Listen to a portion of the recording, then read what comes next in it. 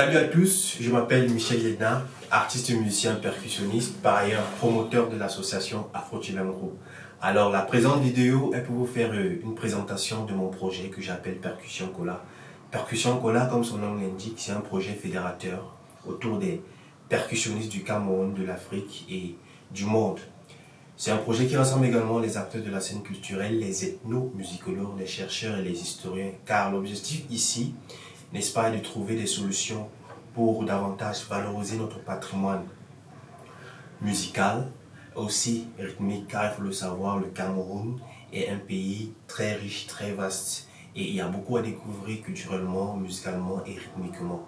Donc dans ce projet, nous allons travailler dans le cadre de cette valorisation de notre musique, mais aussi nous allons également former, parce qu'il faut le noter, fort pour moi était de constater qu'au Cameroun, il y avait, n'est-ce pas, de plus en plus un manque de personnes, de jeunes qui s'intéressaient à la question de la percussion, à la question de la valorisation de nos instruments de musique. Donc également dans le cadre de ce projet, nous allons former des enfants, nous allons former des jeunes, nous allons initier beaucoup de monde, n'est-ce pas, à la pratique, à l'apprentissage des instruments patrimoniaux.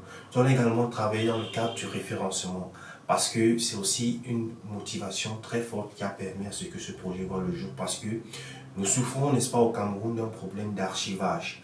Nos icônes, nos pionniers, nos devanciers qui ont eu à travailler dans ce domaine n'ont pas archivé des choses. Du coup, pour les jeunes comme nous, qui nous intéressons aux instruments de percussion, il n'y a pas de documentation, il n'y a pas de vidéo. Nous sommes obligés vraiment de nous remuer, de nous mettre au travail pour pouvoir avoir certaines bases, certaines connaissances. Et c'est un problème très crucial. Alors nous allons également référencer le travail que nous allons effectuer, les formations, référencer les icônes qui nous restent encore, ceux-là qui sont encore en vie, référencer leur travail sur les réseaux sociaux pour que les générations futures puissent pleinement, n'est-ce pas, profiter de ce patrimoine.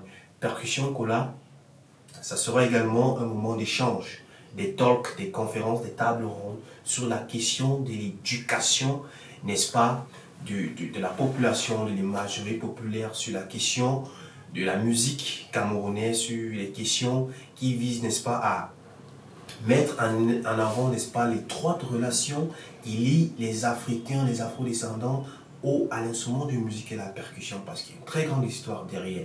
Donc c'est un travail de langage, c'est un travail de recherche, c'est un travail de tradition, c'est un travail de mœurs et de culture. Donc voilà de manière très brève et ramassée l'essence du projet Percussion Kola.